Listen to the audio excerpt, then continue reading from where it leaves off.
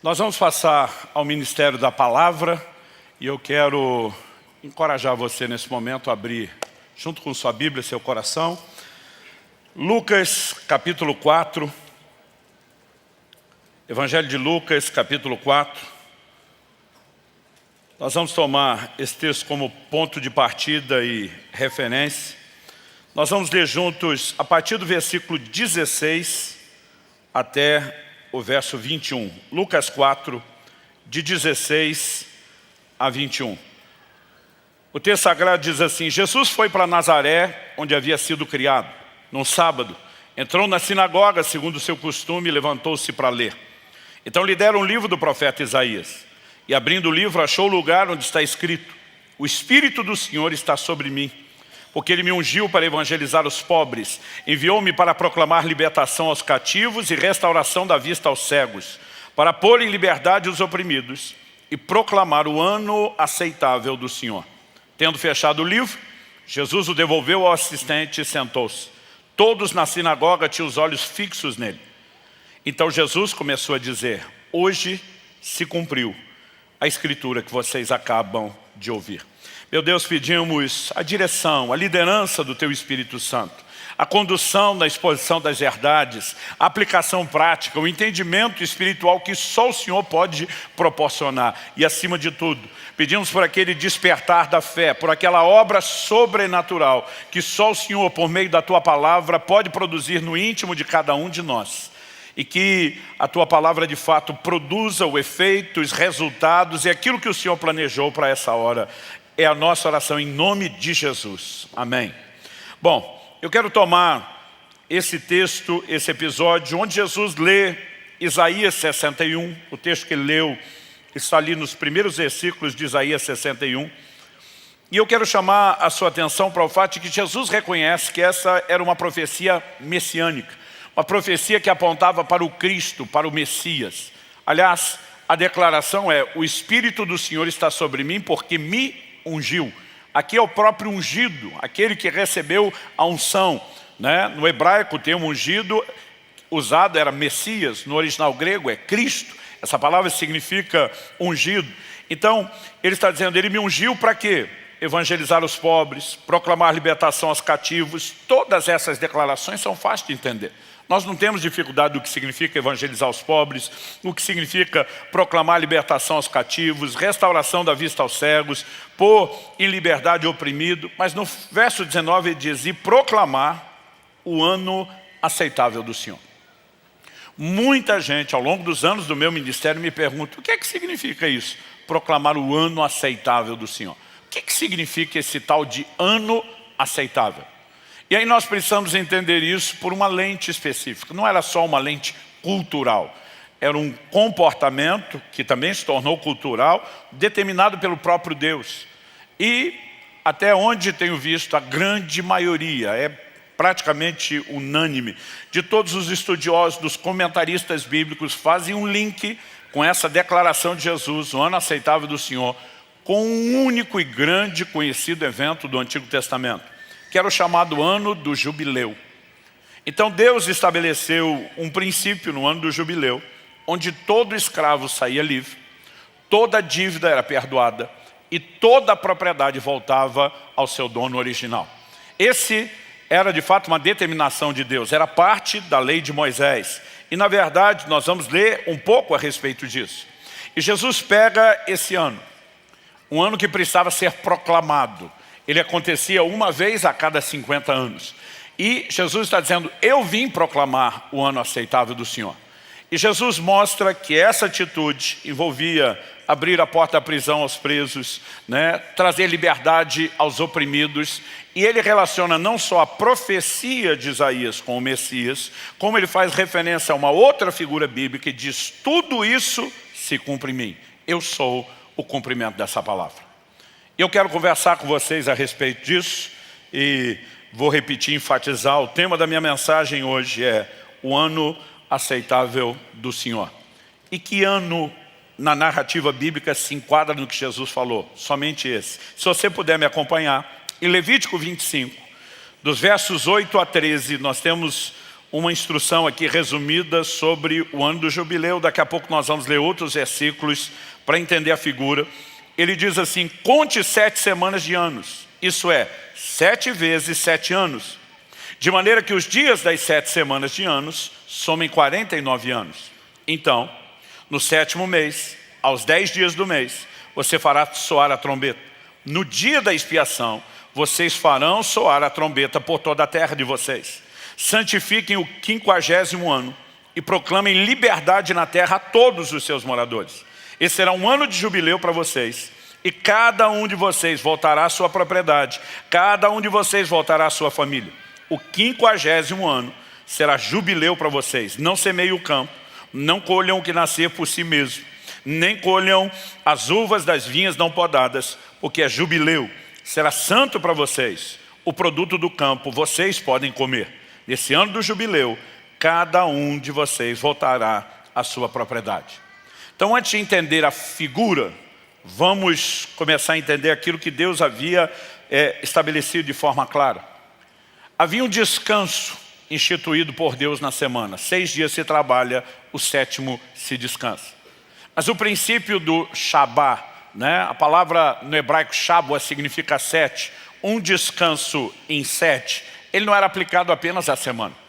Deus havia determinado que por 6 anos eles cultivavam a terra, e o 7º ano era um ano de descanso sabático para a terra.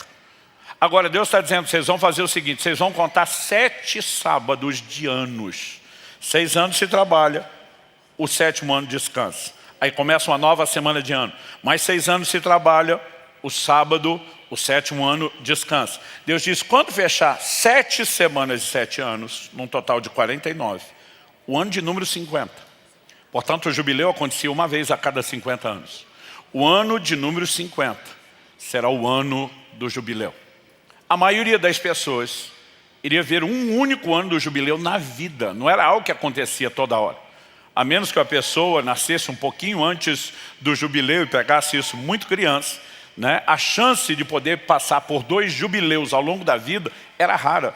A maioria das pessoas veriam isso uma única vez. Não era um evento corriqueiro, mas obviamente uma ordenança que deveria ser respeitada.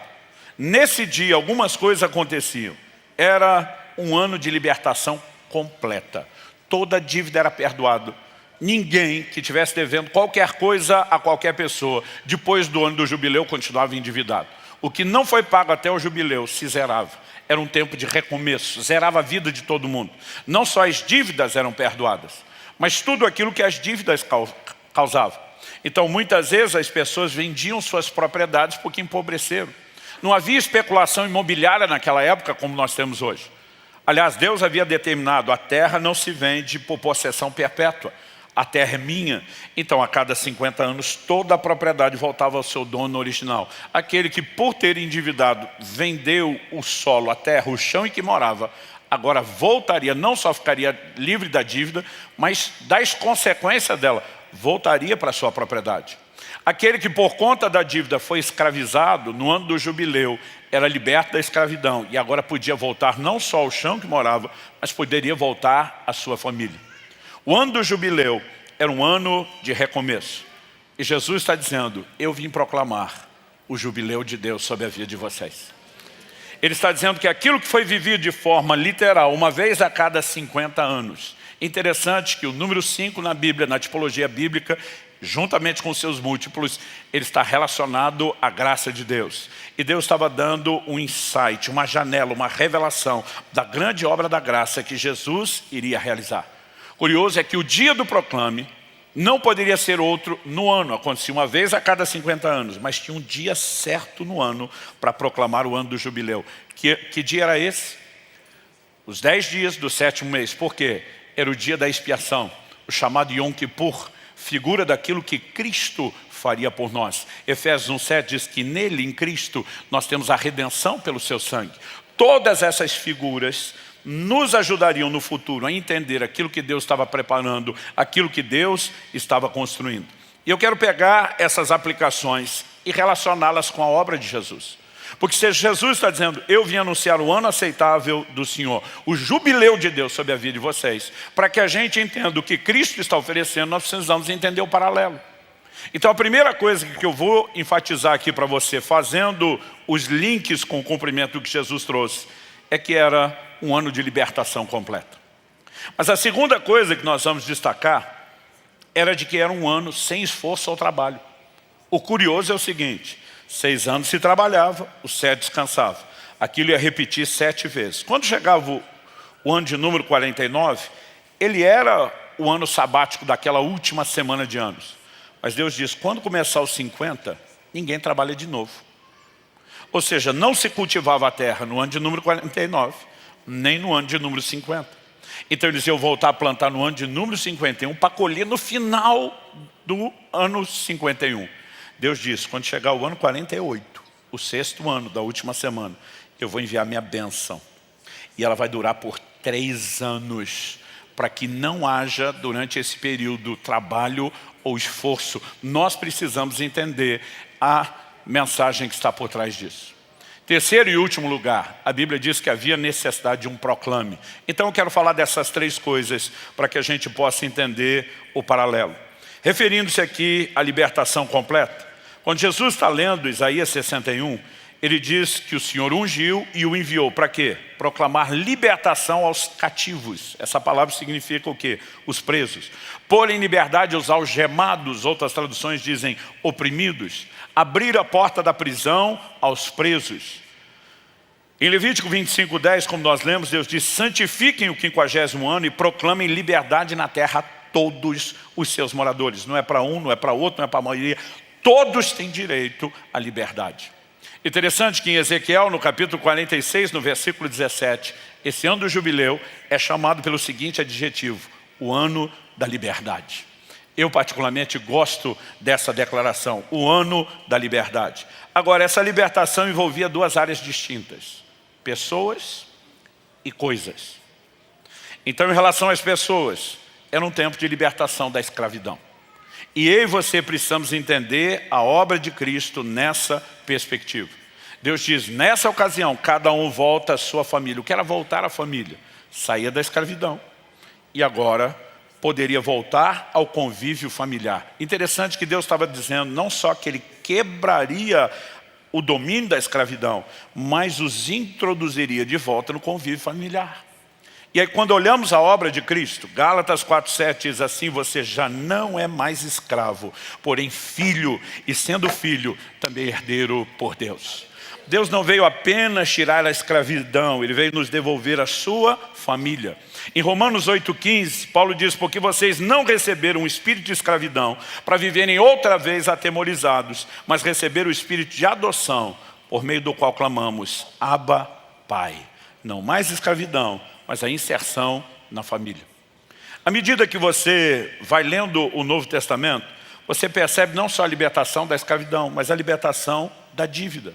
É lógico que o Novo Testamento enfatiza que essa dívida, que no Antigo Testamento era vista só como monetária, financeira, ela tem uma aplicação espiritual em relação ao pecado. Colossenses 2, versos 14 e 15, diz assim, cancelando o escrito de dívida que era contra nós, e que constava de ordenanças, o qual nos era prejudicial, removeu inteiramente, cravando na cruz, e despojando os principados e as potestades, publicamente os expôs ao desprezo, triunfando deles na cruz. Cancelando o escrito de dívida que havia contra nós. O escrito era o termo legal, pelo qual a pessoa estava endividada. Até em tempos recentes, a gente falaria disso chamando de uma nota promissória. E a Bíblia diz que ele pega o escrito e cancela. E a Bíblia diz que ele o pregou na cruz. Quando o nosso Senhor foi pregado na cruz, nossa dívida de pecado estava sendo cancelada. Quantos são gratos a Deus por isso? Nós precisamos entender que essa libertação envolve também a questão do poder do pecado. No capítulo 8 de João, no verso 34, nosso Senhor diz assim, Jesus respondeu, em verdade lhes digo, que todo o que comete pecado é escravo do pecado. Então Jesus não veio apenas nos perdoar da condenação de pecados cometidos, vou falar disso também. Mas ele diz que quem peca é escravo, ele não consegue sair daqui. Então o que é que Jesus veio fazer? O que é que Cristo veio nos disponibilizar? Em Romanos, no capítulo 6, e no verso 14, o apóstolo Paulo diz: porque o pecado não mais terá domínio sobre vocês, pois vocês não estão debaixo da lei, e sim debaixo da graça. É a quebra do domínio, não apenas da culpa. É a quebra do controle, da escravidão, da prisão do pecado que nos foi proporcionada. Quem está entendendo, diga amém. Então, olhando para a Escritura, a gente reconhece essa obra. Em 2 de Pedro 2,19, a Bíblia diz: quem é vencido em algo se torna escravo daquele que o vence. Quando éramos vencidos pelo pecado, nós estávamos numa condição de escravidão. Mas o que Jesus oferece é mais do que perdão, é libertação do domínio do pecado, libertação do poder do pecado, não só da dívida. Ele também trouxe libertação da culpa, da condenação, que eram os efeitos disso. Não vamos negar esse outro aspecto. Embora a obra dele não se limite a isso, é importante ressaltar. Romanos 8,1, nenhuma condenação mais há para os que estão em Cristo Jesus. Outro dia um irmão olhou para mim e falou: estou pagando pelos meus pecados. Eu falei: filho, se tu tivesse que pagar essa conta, tu estava lascado num nível que você não consegue imaginar. Seus pecados já foram pagos. Você não precisa pagar pelos seus pecados. Em 2 Coríntios 5,17, a Bíblia diz: se alguém está em Cristo, nova criatura é. As coisas velhas já passaram, eis que tudo se fez novo. Jesus está dizendo: eu vim anunciar o ano aceitável do Senhor sobre a vida de vocês. E Ele veio trazer a libertação do domínio do diabo sobre as nossas vidas. Porque não era apenas o pecado que nos escravizava, mas através do pecado o próprio Satanás nos escravizava. Mas Colossenses capítulo 1, verso 3 diz: Ele nos libertou do poder das trevas e nos transportou para o reino do seu Filho amado. Deus seja louvado.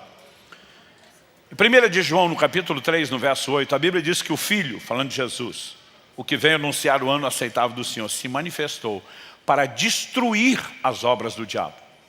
Às vezes eu achava que as obras do diabo eram apenas aqueles ataques contra a gente.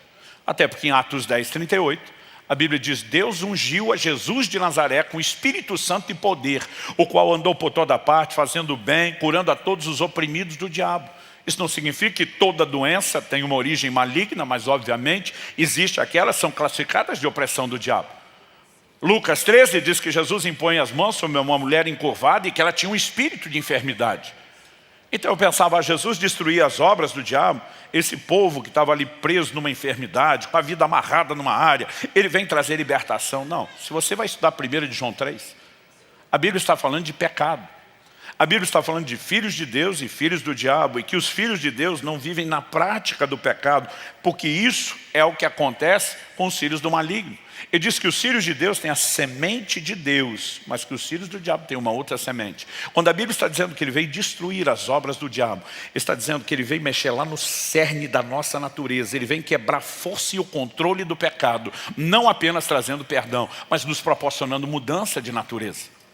Hebreus capítulo 2, versos 14 e 15, também fala dessa libertação do controle maligno. Visto, pois, que os filhos têm participação comum de carne e sangue, também Jesus igualmente participou dessas coisas para que por sua morte destruísse aquele que tem o poder da morte, a saber, o diabo, e livrasse todos os que pelo pavor da morte estavam sujeitos à escravidão por toda a vida. Um dia eu li esse texto: e destruísse aquele que tinha o poder da morte, a saber, o diabo. O irmão gritou: bem feito. Eu amo essas declarações que falam a respeito daquilo que nos foi disponibilizado por meio de Cristo Jesus. É uma libertação plena, é completa. Mas essa libertação não apenas liberou as pessoas, ela também mexe com aquilo que nós vamos classificar como coisas que são impessoais, ainda que algumas delas sejam abstratas. Era um ano de restituição das posses. É interessante observar que ali em Levítico 25, nós lemos do 8 ao 13 antes. Eu quero ler agora do 13 ao 16. Nesse ano do jubileu, cada um de vocês voltará à sua propriedade. Quando você vender algo ao seu próximo ou comprar alguma coisa dele, não explore o seu irmão. Você comprará do seu próximo com base no número dos anos desde o último jubileu. E segundo o número dos anos das colheitas até o próximo jubileu, ele venderá a você. Sendo muitos anos, você aumentará o preço. E sendo poucos anos, você abaixará o preço. Porque ele está vendendo a você o número das colheitas. Deus está dizendo: a terra não se vende por possessão. O que está sendo negociado é o número das colheitas. Mas quando vinha o jubileu, toda a propriedade voltava ao seu dono. Então havia restituição das posses. O que é que eu e você precisamos entender? Do verso 23 a 28, o Senhor volta a explicar. Também a terra não será vendida em definitivo, porque a terra é minha. Pois vocês são para mim estrangeiros e peregrinos. Portanto, em todas as terras da propriedade de vocês, permitam que as terras sejam resgatadas. Se alguém do seu povo empobrecer e vender alguma parte das suas propriedades, então virá o seu resgatador, o seu parente, resgatará o que esse irmão vendeu. Se alguém não tiver resgatador, porém vier a tornar-se próspero e achar o bastante com que a remir, então contará os anos desde a sua venda, e o que ficar restituirá ao homem a quem vendeu, e assim poderá voltar à sua propriedade. Mas, se as suas posses não lhe permitirem reavê-la, então a propriedade que for vendida ficará na mão do comprador até o ano do jubileu. Porém, no ano do jubileu, sairá do poder desse, e aquele poderá voltar para a sua propriedade. Era um ano de restituição de posses. Quando Jesus está dizendo, eu vim anunciar o ano aceitável do Senhor sobre a vida de vocês, Ele não está mera e simplesmente dizendo, é uma libertação dos pecados. Ele está dizendo, é um tempo de restituição. E eu creio que isso não se limita à restituição material. Muitos de nós precisamos acreditar que existe uma bênção que é parte da obra da graça chamada restituição. Jesus se refere ao diabo dizendo, o ladrão veio para roubar, veio para matar, veio para destruir. Ele diz, eu vim para que tenham vida. Às vezes a gente só pensa, bom, ele trazia a morte, Jesus trouxe vida. Mas se ele veio roubar, Jesus veio fazer o quê? Restituir.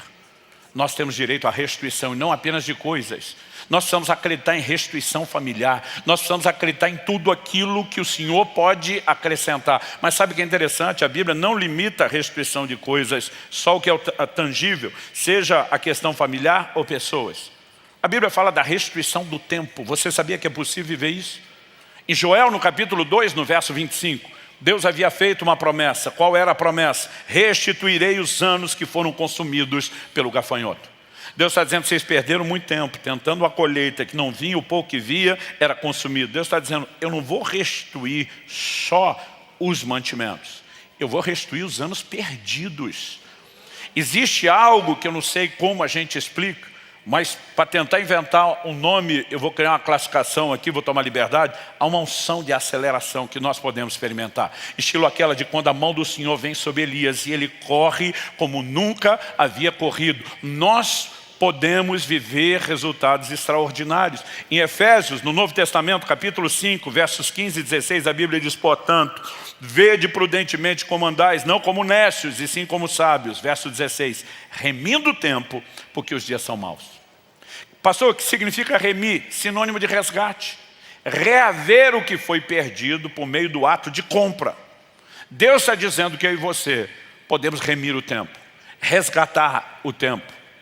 E eu creio que estamos vivendo um tempo e uma fase onde muitos serão atraídos para esse lugar de entendimento e uma resposta de fé. E vão viver uma unção de aceleração, de ganhar tempo que foi perdido no passado.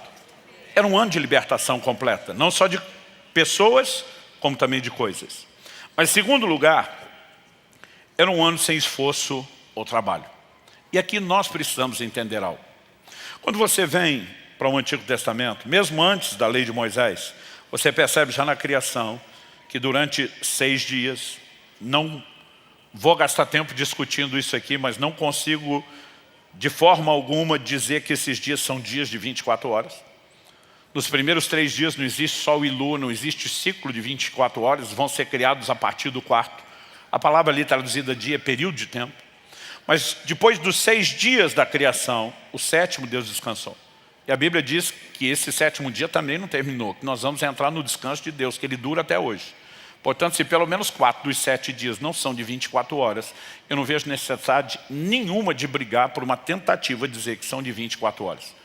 Mas a verdade é que Deus pega um de 7 e ele diz, isso aqui está santificado para o descanso. Depois, na lei de Moisés, isso é incorporado no decálogo, nos 10 mandamentos, e se torna um dos principais mandamentos. 6 dias você trabalha, ao 7º você descansa. Deus nunca limitou o sábado só aos dias semanais. 6 anos se cultiva a terra, no 7º ano se descansa.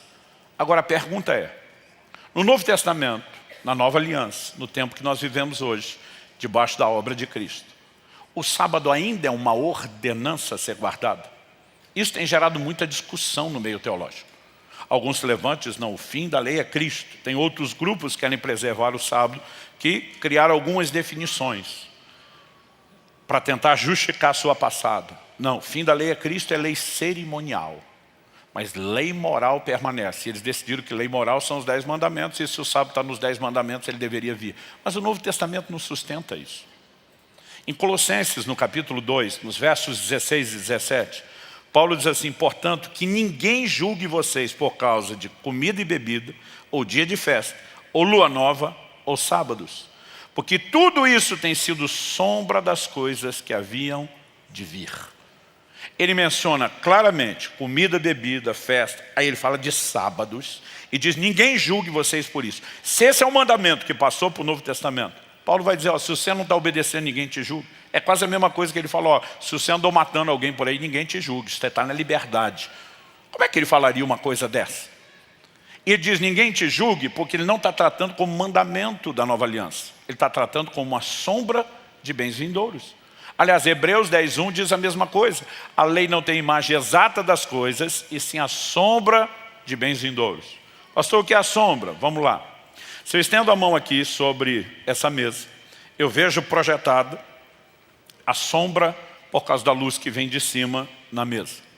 Quando eu olho para a sombra que está ali na mesa, ela tem a mesma quantidade de dedos que tem na minha mão, ela tem a mesma disposição, o dedão está para o mesmo lado na mão e na sombra, o dedo mindinho está no mesmo lado na mão e na sombra. Mas apesar de muito similar, a pergunta é: a imagem exata? Não. Porque a sombra é uma superfície lisa, 2D. A mão é 3D, tem o redondinho dos dedos. Na sombra não tem a cor da pele, não tem a textura da pele, mas é parecido e muito. E quando eu olho para a minha mão e para a sombra, eu conecto uma coisa com a outra na hora. Por quê? Por 2 motivos. Primeiro, os 2 estão no meu campo de visão. Segundo, mesmo se a mão saísse do campo de visão, a sombra ainda poderia ser reconhecida, porque é um objeto.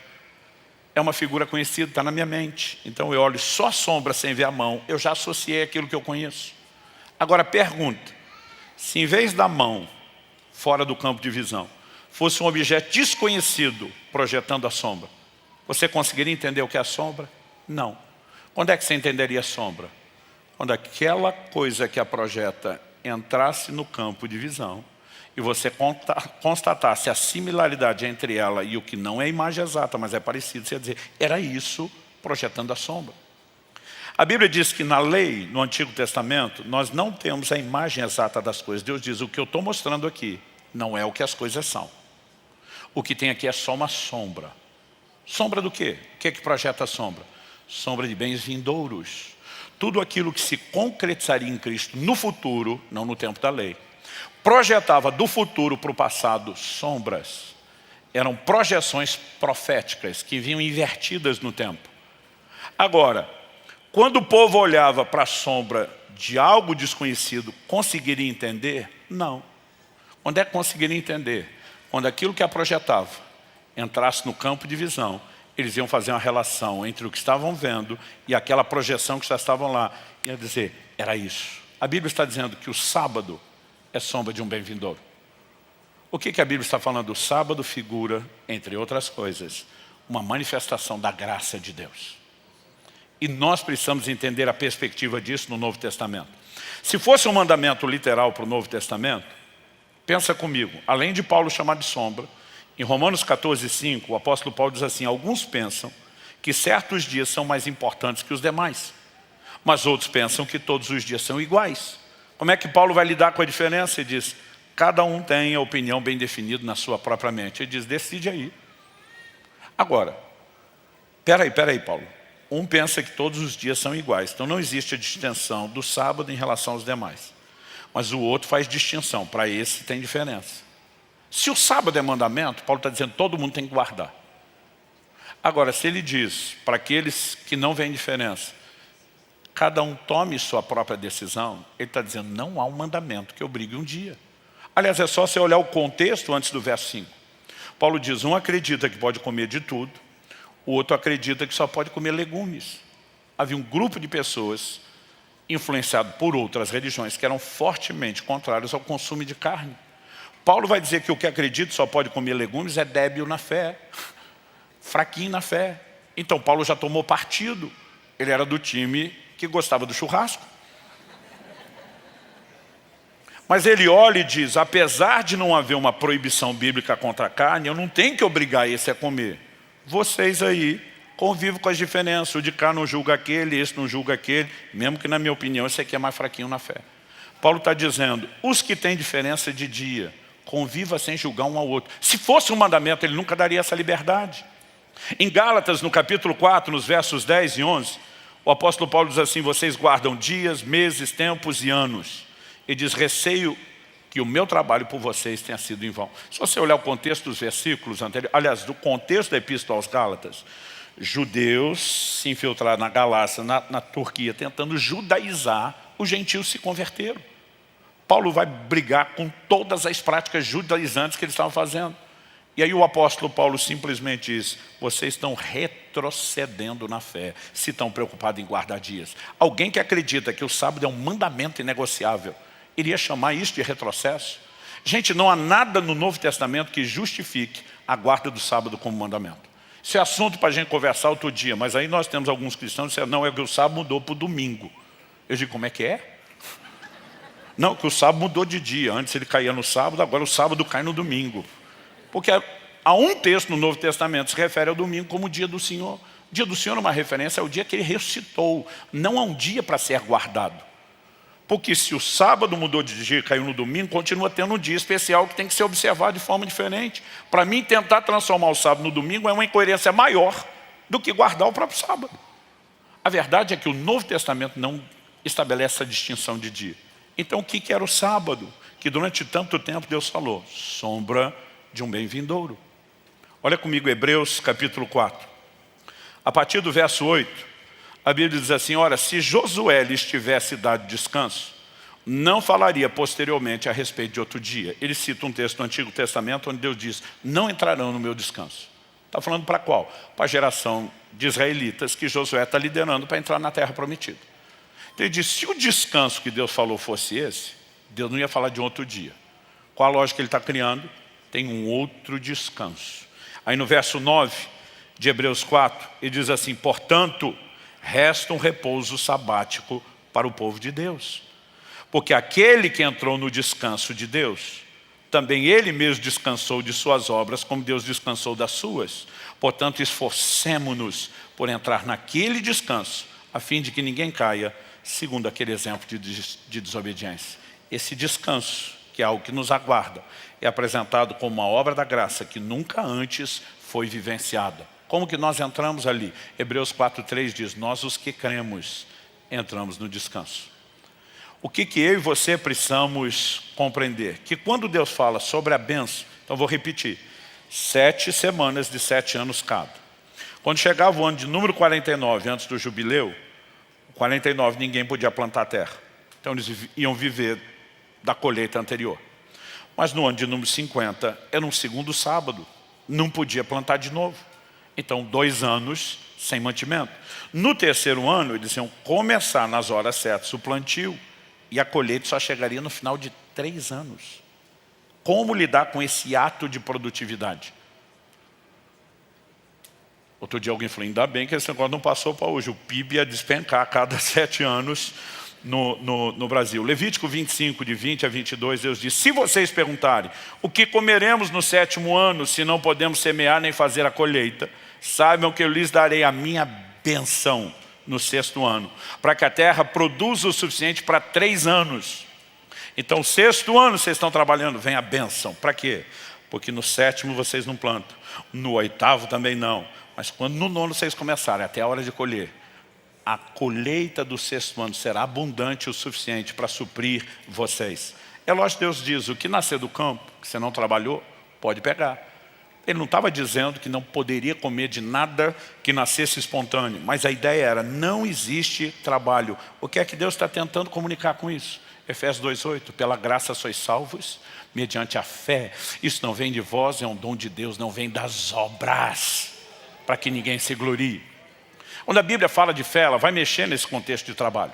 Em Romanos, no capítulo 4, de 3 a 5, o apóstolo Paulo diz, pois o que diz a Escritura? Ela diz, Abraão creu em Deus e isso lhe foi atribuído para a justiça. Ora, para quem trabalha, o salário não é considerado como favor, mas como dívida. O cara trabalhou, ele merece o salário. É mérito, é recompensa. Mas aí ele, depois de estabelecer esse argumento, ele fala assim, mas para quem não trabalha, porém crê naquele que justifica o ímpio, sua fé lhe é atribuída como justiça. A fé é apresentada como algo que sem esforço, ou melhor do que esforço, sem mérito algum, você é introduzido no que é um favor. Não é algo que você mereceu. Como que nós entramos lá? A Bíblia está dizendo que pela fé você pode ter o resultado daquilo que você não trabalhou, que você merece. Romanos 5,2 diz, pela fé temos acesso a essa graça. Hebreus 4,3 diz, nós os que cremos entramos no descanso. O sábado era uma figura daquilo que a bênção, o favor de Deus nos acrescentaria sem nenhum tipo de mérito. Existe o que nós já estamos desfrutando agora, e a Bíblia diz, há um repouso sabático para cada um de nós. No ano aceitável do Senhor, não é coincidência que se aumentasse a intensidade daquele conceito que eles tinham de sábado, porque Deus queria que eu e você entendêssemos, não tem absolutamente nada a ver com mérito, e sim com o favor dele. Quem está entendendo, diga amém. Terceiro e último lugar, a necessidade de um proclame. Jesus diz, eu vim proclamar o ano aceitável do Senhor. Qual é o proclame? Por que isso tinha que ser anunciado? Vou ler de novo Levítico 25, 9 e 10, que lemos antes. Então, no 7º mês, aos 10 dias do mês, você fará soar a trombeta. No dia da expiação, vocês farão soar a trombeta por toda a terra de vocês. Santifiquem o 50º ano e proclamem liberdade. Liberdade tinha que ser proclamada. Proclamem liberdade na terra a todos os seus moradores. Esse será um ano de jubileu para vocês. E cada um de vocês voltará à sua propriedade. Cada um de vocês voltará à sua família. Por que esse ano tinha que ser anunciado? Gente, para muita gente era uma vez na vida. E as pessoas na antiguidade não controlavam o tempo como eu e você fazemos hoje. Hoje a gente consegue dar uma olhada no relógio, rapidinho eu vejo não só o horário, que inclui a precisão dos minutos e até o controle de segundos, como eu já tenho um marcador para me lembrar que hoje é dia 12 de março. A gente lida com agenda, com organização, com tarefas. Mas as pessoas da antiguidade poderiam se perder na contagem do tempo. O ano do jubileu, se não fosse proclamado, poderia simplesmente chegar e alguém não tomar conhecimento disso e não poder desfrutá-lo. Então Deus está dizendo, vai soar trombeta na terra inteira. Eu quero que vocês façam barulho. Tem um dia onde começa a proclamar. Por quê? Se a pessoa não souber, ela não usufrui. E se a pessoa não souber, o camarada que a escraviza, que também não quer que ela seja liberada, talvez também não tenha nenhum interesse em compartilhar a boa notícia. Então Deus está dizendo, faz um barulho, vai para geral, agita um negócio. Esse ano tem que ser proclamado. Por quê? Porque de acordo com a Escritura, ignorância escraviza, mas o conhecimento é libertador. Em Oséias 4,16, Deus diz, o meu povo está sendo destruído porque lhe falta o conhecimento. Outro dia alguém falou, pastor, Jesus disse que a verdade liberta. Eu falei, Jesus não disse que a verdade liberta. Jesus disse, conhecereis a verdade vos libertará. O que liberta é o conhecimento da verdade. Uma verdade não conhecida não pode fazer nada por ninguém. O conhecimento da verdade liberta. A verdade sozinha, sem ser conhecida, não. E o que é a necessidade do proclame em termos práticos? A palavra de Deus precisa ser anunciada. A mensagem do Evangelho tem que ser compartilhada. Esse é o momento que eu esperava que vocês falassem um amém, alguma coisa do gênero. Atos 5, de 17 a 20, diz assim, levantando-se, porém, o sumo sacerdote e todos os que estavam com ele, isso é, o partido dos saduceus, ficaram com muita inveja, prenderam os apóstolos e os recolheram à prisão pública. Mas de noite, o anjo do Senhor abriu as portas da prisão e levando-os para fora, disse-lhes, vão ao templo e digam ao povo todas as palavras dessa vida. Os saduceus, vamos silenciar, vamos botar na prisão. O anjo vai lá e diz, o quê? Vaza, vão anunciar ao povo as palavras dessa vida. Ele não estava preocupado apenas se a liberdade dele está sendo cerceada. O anjo enviado por Deus está dizendo, faz barulho, corra a terra, o proclame tem que acontecer, a mensagem tem que ser pregada. Em Atos, no capítulo 10, no verso 22, quando as pessoas que Cornélio envia de Cesareia de Filipe até Jope, onde Pedro está, chegam, e vão explicar o que é que aconteceu, a visão do anjo que Cornélio teve, eles dizem assim, então disseram, o centurião Cornélio, homem reto e temente a Deus, e tendo bom testemunho de toda a nação judaica, foi instruído por um santo anjo a mandar chamar você para a casa dele e ouvir o que você tem a dizer. O apóstolo Pedro, falando das coisas ligadas à salvação e à redenção, diz coisas essas, para as quais os anjos gostariam de atentar. Alguns apresentam proclamar. Os anjos queriam, como mensageiros que são, serem os portadores das boas novas. Deus disse, não, quem faz isso são os próprios santos. Então o anjo vem e fala para o Cornélio, eu vou dizer onde você acha o pregador, porque eu mesmo não posso pregar para você. O outro anjo vem, abre a porta e diz, vaza, vão pregar, porque se a gente não pode fazer, vocês não vão ficar fazendo corpo mole dentro da prisão. Deus quer que a mensagem corra por toda a terra, que todos os moradores da terra possam ouvir. 1 Timóteo 2,4, Deus deseja que todos se salvem, cheguem ao pleno conhecimento da verdade. A pergunta é, como podem conhecer a verdade? Em Romanos 10, no verso 13, Paulo diz, todo aquele que invocar o nome do Senhor será salvo. Ele está fazendo a citação bíblica. Mas ele faz a pergunta, como porém invocarão aquele em quem não creram? E como crerão naquele de quem nada ouviram? E como ouvirão se não há quem pregue? E como pregarão se não forem enviados? Como está escrito, quão formosos são os pés dos que anunciam coisas boas. Então vamos lá. Invocou o nome do Senhor é salvo. Mas como vai invocar para ser salvo se não ouviu? Como vai ouvir se não tiver quem pregue? Então ele volta fazendo o caminho contrário. Para invocar o nome do Senhor, ele está dizendo tem que crer. Para crer tem que ouvir. Romanos 10,17 diz que a fé vem por ouvir. Para ouvir tem que ter quem pregue. E para que haja quem pregue, tem que ser enviados. Então é parte da missão da igreja ficar cutucando e provocando todos os santos, lembrando eles, nós temos uma responsabilidade, proclamar essa mensagem em toda a terra. Nós não podemos guardar isso em silêncio, é o ano aceitável do Senhor. Jesus é o primeiro a proclamar, Ele entrega isso aos seus apóstolos, depois Ele diz a toda a igreja, vão e preguem o evangelho a toda criatura. A palavra evangelho significa boas novas, essa notícia tem que ser espalhada. Porque a menos que haja o conhecimento, e não apenas o conhecimento intelectual, mas aquilo que provoca a resposta de fé, nós nunca vamos entrar naquilo que Deus tem. E quando falamos do poder da ignorância, eu me lembro de um episódio que é atribuído a Charles Spurgeon, chamado Príncipe dos Pregadores, um grande pregador batista na Inglaterra. E ele compartilhou essa experiência pessoal. Eu tirei isso do livro Nome de Jesus, do Kenneth Reagan, no capítulo 7.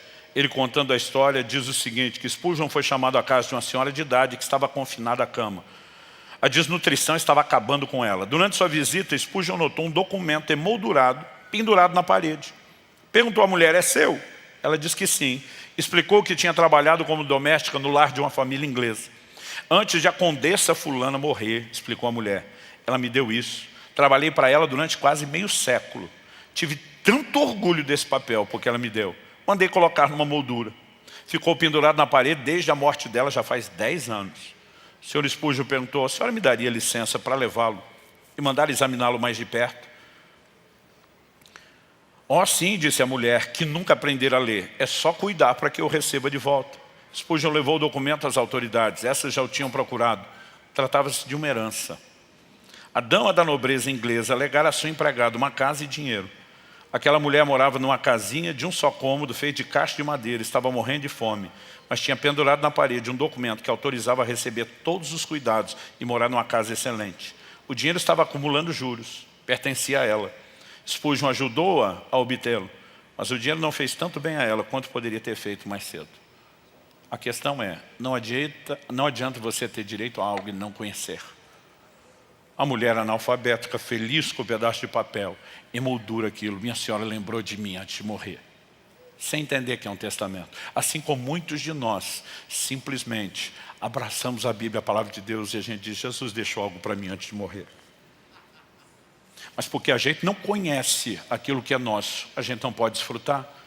Ou não vamos falar da gente, talvez você diga, não pastor, eu estou desfrutando o ano aceitável do Senhor. E as outras pessoas? E o restante dos seus familiares, conhecidos, amigos, companheiros de trabalho. Por que é que eles não têm direito de conhecer aquilo que lhes pertence, aquilo que é deles? Eu queria que você pudesse considerar comigo, e aqui eu quero concluir e terminar, só na perspectiva bíblica, só é livre quem quer. Em Deuteronômio 15, por exemplo, nos versículos 16 e 17, Deus diz, quando chegasse, fosse o ano do jubileu, ou qualquer outro momento de libertação, por exemplo, quando o judeu é escravizado por outro, 6 anos, no 7º saía livre. Quando chegava a hora de ser livre, ele podia escolher não ser. Ele disse, não quero ser livre, quero ficar de escravo aqui com o meu senhor. Ele ia ter que furar a sua orelha, seria conhecido como servo da orelha furada, porque escolheu ficar na escravidão, porque ninguém é obrigado a sair dela, mas tem direito. Isaías 61, Jesus diz, eu vim abrir a porta da prisão ao preso. Jesus está dizendo, ele não vai arrancar o preso lá de dentro. Ele abre a porta, o preso sai se quer. E acredite você ou não, tem gente que não quer sair da prisão. Então, embora a gente não possa obrigar ninguém a sair, a verdade é que quanto mais conhecimento, entendimento e clareza existe sobre a libertação, melhor é o discernimento e a capacidade de decidir não permanecer dentro da prisão, mas optar por sair. Eu já vi inúmeras histórias, e não só vi histórias, já vi gente fazer isso. Eu comentando, passarinho lindo, tal. Eu falei, fico com dó dele ficar preso aí dentro. A pessoa falou, mas ele fica porque quer. Eu falei, não, ele fica porque você prendeu. Ele falou, eu te provo. Vai lá e abre a porta da gaiola. E o bicho não sai. Ele falou, esse aqui tentei libertar há muito tempo. Ele provavelmente já foi criado aqui em cativeiro. Está assustado com o mundo lá de fora. Eu não sei qual é a razão, mas não sai daqui não. Esse aqui pode ficar aberto o tempo todo. Eu falei, então por que você fecha a porta? Ele falou, porque o gato não respeita a porta aberta. Sabe, eu e você precisamos entender e compreender aquilo que Deus está colocando diante de nós. Ele está dizendo, eu fiz tudo o que precisava ser feito. Agora é com vocês. Para aqueles que vocês já conheceram, tem que decidir sair. Para os demais que ainda não conheceram, nós precisamos anunciar, a porta da prisão está aberta. O ano aceitável do Senhor não só foi concretizado, Jesus veio para proclamá-lo. Libertação de pessoas, libertação das coisas, o ano do favor de Deus, tudo aquilo que entramos, não por causa do nosso mérito, mas por causa do favor e da graça de Deus, mas que precisa ser proclamado. Porque a proclamação não gera só o conhecimento intelectual, ela gera a resposta de fé necessária para se invocar e para se desfrutar aquilo que Deus tem. Eu queria que você fechasse seus olhos por um instante.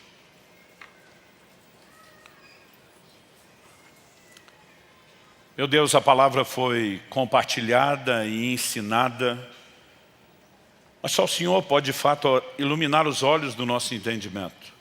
Só o Senhor pode trazer mais do que mera compreensão intelectual, e nós oramos por isso nessa hora.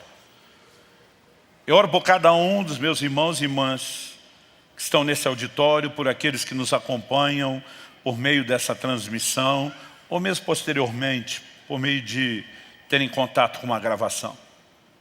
Que a mão do Senhor os toque, que o Espírito de Deus os ajude numa aplicação prática. Queremos, ó Deus, compreender onde estamos em relação ao entendimento do que é o ano do jubileu que nos tem sido proporcionado, o que é o ano aceitável do Senhor que Cristo veio concretizar para cada um de nós. Eu oro que cada pessoa possa não apenas entender, mas usufruir da sua libertação completa. Eu oro que cada um possa entender que isso não depende de mérito, não tem a ver com esforço, tem a ver com a capacidade de crer para usufruir o favor do Senhor. Mas nós oramos que o conhecimento, que o proclame, seja de fato o elemento necessário para produzir essa fé. A fé que nos leva ao descanso, à obra da graça, ao favor. Mas nós oramos que cada um possa viver a plenitude do que o Senhor tem disponibilizado. Eu oro que ninguém seja, ó Deus, vítima da ignorância, da falta de conhecimento do que o Senhor disponibiliza. Tua palavra diz que o Teu Espírito nos foi dado, entre outras coisas, para que possamos conhecer aquilo que nos foi dado gratuitamente. E nós oramos, Espírito Santo, conduze-nos a um entendimento da palavra, daquilo que é nosso por direito. Mas também nós oramos por um despertamento da nossa responsabilidade de proclamar a outros. Que possamos, ó Deus, fazer alarde, que possamos fazer barulho para todos os moradores da terra. Que a verdade não seja guardada em silêncio, privando muitos de usufruir aquilo que sempre foi a sua intenção. Ajuda-nos na aplicação pessoal da nossa própria libertação. Ajuda-nos na aplicação pessoal do acesso à bênção e o favor sobre as nossas vidas. Mas ajuda-nos também a aplicar isso na responsabilidade que temos recebido do Senhor de compartilhar com outros. Nós clamamos em nome de Jesus. Estende a tua mão. Toca as nossas vidas. Fortalece a compreensão por meio da ação poderosa do Teu Espírito Santo, o Espírito da verdade. Desperta a fé. E que cada um possa, ó Deus, debaixo de todos esses recursos celestiais, escolher passar pela porta aberta da prisão. Escolher usufruir a liberdade completa que o Senhor nos proporciona. Ajuda-nos a entender cada vez mais a obra da redenção.